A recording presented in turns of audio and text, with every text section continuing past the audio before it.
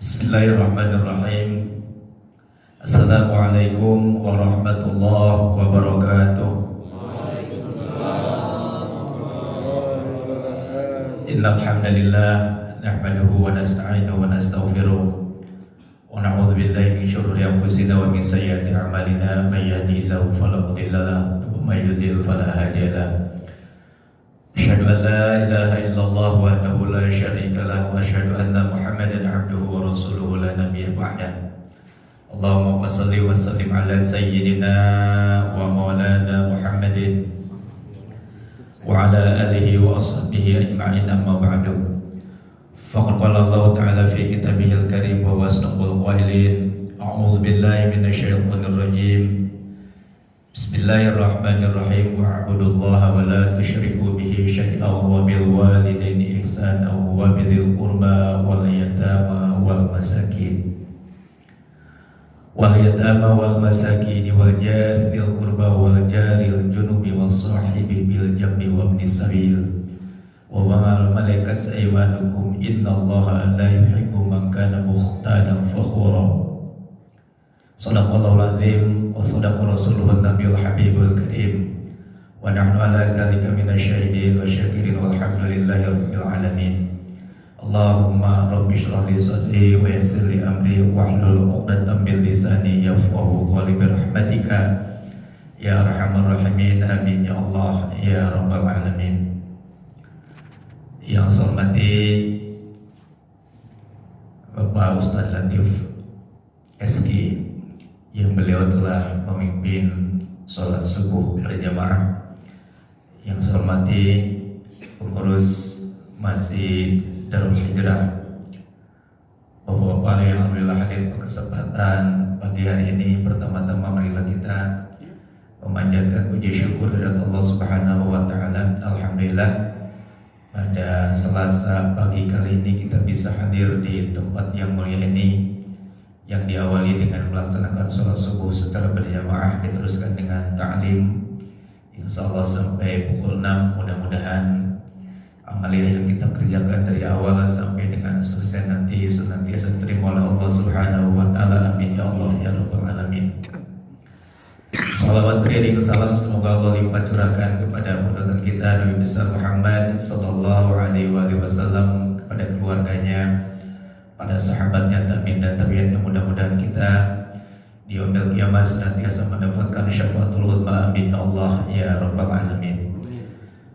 Bapak-bapak hadirin jamaah yang saya muliakan, wasilah Ustaz Jaden beliau mungkin lagi di Darussalam ya, kota wisata. Alhamdulillah saya bisa hadir di sini, bisa bersilaturahmi dengan jamaah Masjid Darul Hijrah. Mudah-mudahan silaturahmi ini membawa kebaikan untuk saya sendiri, umum untuk bapak-bapak yang hadir. Adapun dengan segala kekurangan dan keterbatasan ilmu yang saya miliki, Pak Ustaz Deden memberi temanya adalah adab bertetangga ya. Bapak-bapak hadirin yang saya muliakan, bahwa kita hidup bertetangga perlu ketenangan. Di dalam salah suatu hadis baginda Rasulullah Muhammad sallallahu alaihi wasallam ada 4 ketenangan seseorang termasuk kita. Yang pertama diantaranya adalah mempunyai rumah yang lapang, yang luas, yang gede. Tapi kira-kira kalau punya rumah yang besar dijamin gak itu tenang? Pak, halo.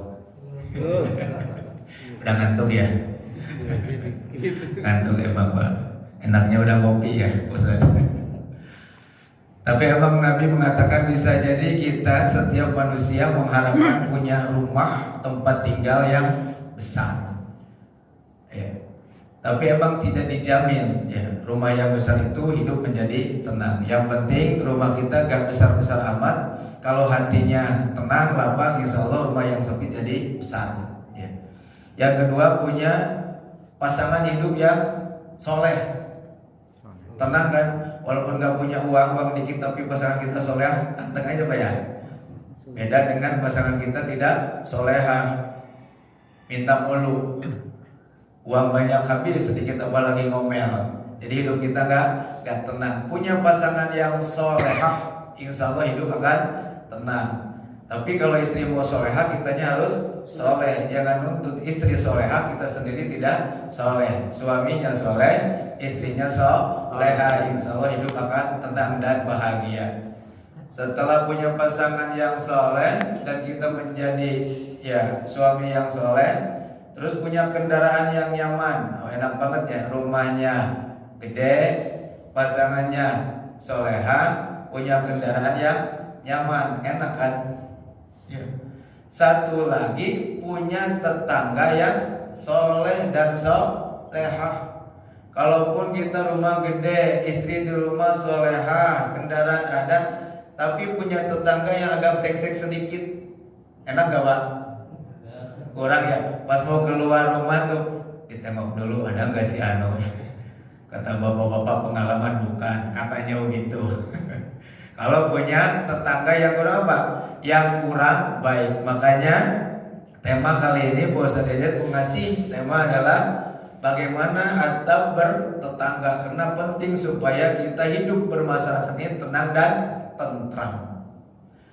Sekarang bicara tetangga, tentunya para ulama batasannya berbeda pendapat. Ada yang mengatakan bahwa batasannya itu 40 ke kiri sini ya, 40 ke kanan, 40 ke depan, 40 ke belakang, 40 rumah maksudnya. Kalau demikian ternyata tetangga kita itu jauh ya. Kalau ngitung 40 rumah dari sini sampai mana kira-kira? Dari masjid. Jauh kan? 40 rumah ke samping kanan, 40 rumah samping kiri, 40 rumah ke depan rumah kita, 40 rumah ke belakang kita. Itulah tetangga kita yang harus hidup rukun dan harmonis. Atau ada 10 rumah, kalau 10 rumah ini agak mending nih, agak dekat. Ada yang mengatakan tetangga itu yang bareng-bareng kayak gini sholat subuh, tetangga kita. Berarti yang dekat pun kalau kagak pernah ke masjid bukan tetangga kita. Ini jangan ke situ ya. Nanti kita jadi gak gaul sama tetangga yang dekat rumah gara-gara gak pernah ke masjid. Alhamdulillah kita sudah hadir memaksakan diri di tengah-tengah rasa kantuk, apalagi ini kan libur ya Pak ya. Itulah tetangga. Sekarang bagaimana Allah Subhanahu wa taala merintahkan kepada kita supaya berbuat baik. Allah jelaskan di surat An-Nisa yang saya bacakan tadi. Surat An-Nisa ayat 36 kata Allah, wa'budullaha wa la tusyriku bihi syai'a wa bil walidaini ihsana. Pertama Allah memerintahkan wa'budullaha wa la tusyriku bihi syai'a, dan sembahlah Allah, wa la tusyriku bihi syai'a, jangan mempersekutukannya dengan sesuatu apapun. Perintah menyembah sebagaimana Allah menciptakan kita, tujuannya wa ma khalaqtul jinna wal insa illa liya'budun. Tidaklah Allah menciptakan kita kecuali tugas kita menyembah Allah Subhanahu wa taala. Bapak-bapak hadirin yang saya muliakan, tentunya ibadah ini tidak mudah, tidak gampang, perlu latihan dan perlu perjuangan ya Pak. Ibadah itu sering-seringnya malas apa semangat nih? Kalau kita mau jujur, sering itu terus diikuti malah semakin malas. Makanya harus dilawan, harus diusahakan dan diikhtiarkan. Perlu proses dan latihan. Makanya kata Nabi, ya ibna Adam tafarrag li ibadati, wahai anak Adam, sempatkan dirimu beribadah kepada Allah di tengah-tengah kesibukan kita bekerja. Bukan berarti harus ibadah 24 jam ya. Kerja harus, ibadah jangan ditinggalkan. Kan ada yang minta kepada Nabi, ya Rasulullah, aku gak mau bekerja di masjid aja, saking kepingin usul ibadah. Ada yang gak mau menikah sama sekali, ada yang puasa terus menerus. Kata Nabi, gak begitu juga, kerja iya, nikah pun harus ya. Jangan puasa terus menerus. Nabi juga akan menikah, Nabi di siang hari juga makan, tidak selamanya berpuasa. Di sela-sela kesibukan kita sempatkan beribadah. Ya ibna Adam tafarraq li ibadati, wahai anak Adam, Sempatkan dirimu beribadah di sela-sela kita mencari maisha, kehidupan untuk mencukupi kebutuhan keluarga kita. Kalau kita menyempatkan beribadah, ya, Allah akan penuhi dada kita dengan kekayaan. Dan Allah hilangkan kefakiran. Kan luar biasa, Pak. Menyempatkan bersungguh-sungguh beribadah di sela-sela kesibukan kita, Allah penuhi dada kita dengan kekayaan, merasa cukup walaupun secara nilai tidak seberapa banyak. Ini kan penting ya. Kita merasa apa? Merasa cukup, dan Allah hilangkan di hati kita, di dada kita kefakiran kalau kita menyempatkan ibadah. Makanya Allah mengingatkan wa'budullah, sembahlah Allah. Tapi kalau tidak demikian, hanya bekerja terus, lupa kepada Allah, kata Nabi, akan Allah berikan tanganmu dengan kesibukan tapi tidak merasa cukup sama sekali. Na'udzubillahi min dzalik.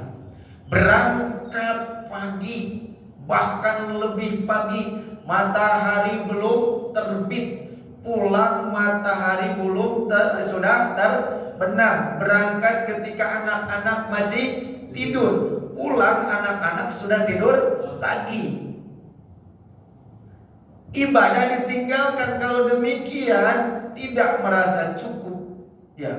Dan Allah berikan kesibukan. Nauzubillahi min dzalik. Makanya kita sempatkan untuk apa? Wa'budullah, beribadah kepada Allah Subhanahu wa taala. Wala tusyriku bihi syai'a.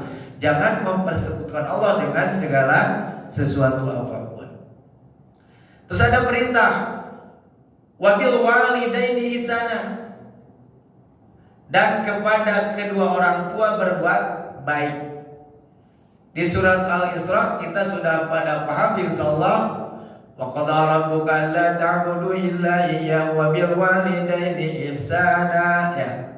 Imma yablughanna 'indaka al-kibara ahaduhuma aw kilahuma fala taqul lahumā uffin wa la tanharhumā wa qul lahumā qawlan karīmā wakhfid lahumā janaha dzulli minar rahmati wa qur rabbirhamhuma kama rabbayani shaghira.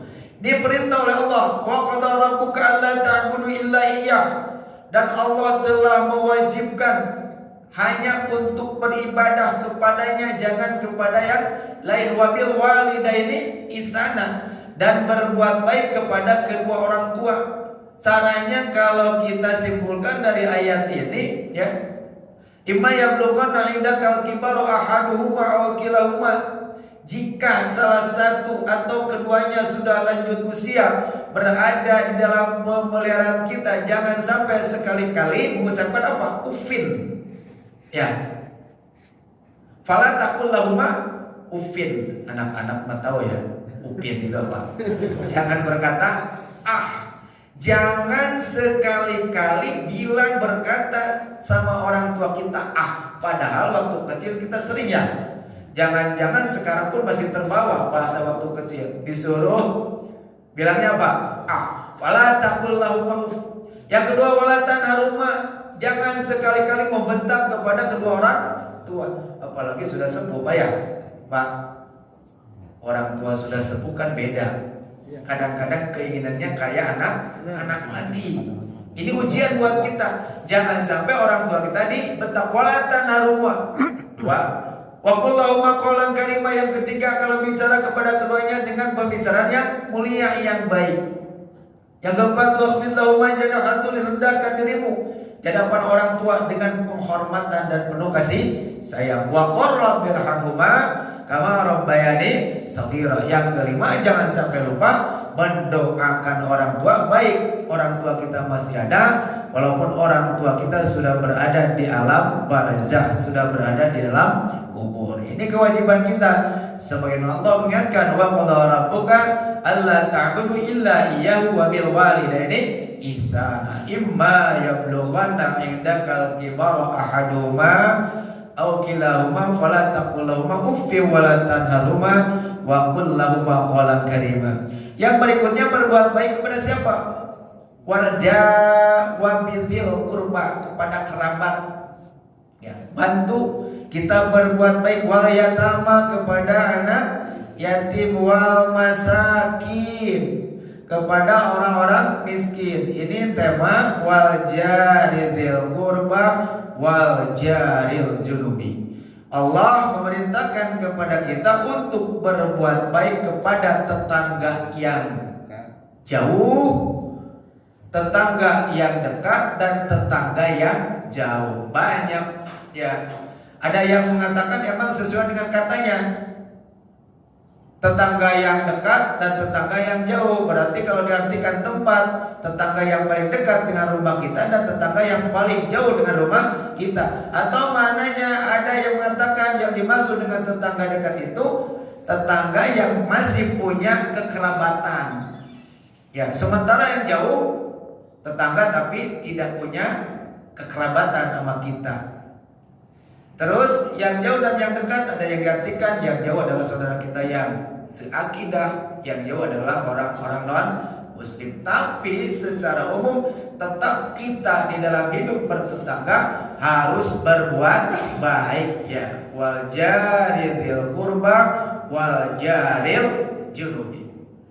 Bapak-bapak hadirin yang saya muliakan, inilah kewajiban kita. Bagaimana supaya kita hidup bertetangga tenang, sehingga Allah Subhanahu wa taala tentang tetangga ini ya, kedudukan tetangga bagi kita sebagai seorang muslim ya penting, sehingga dijadikan indikasi keimanan, kesempurnaan iman seseorang. Baginda Rasulullah Muhammad sallallahu alaihi wasallam bersabda, "Man kana yu'minu billahi wal yawmil akhir falyukrim jarah." Barang siapa orang yang beriman kepada Allah dan hari akhir, maka muliakan tetangganya. Ya. Seseorang imannya yang sempurna pasti tidak akan menyakiti tetangganya. Pasti ia memuliakan tetangganya. Sesuai dengan hadis yang tadi, "Maka yu'minu billah wal yawmil akhir falyukrim jarah." Beriman kepada Allah, beriman kepada hari akhir, fal yukrim jarah, muliakan tetangganya. Ada hadis yang lain. Wa an Ibnu Umar wa an Aisyah radhiyallahu anhuma qala Rasulullah sallallahu alaihi wasallam ya, ma zala Jibril yusini bil jari hatta dhanantu annahu sayuwar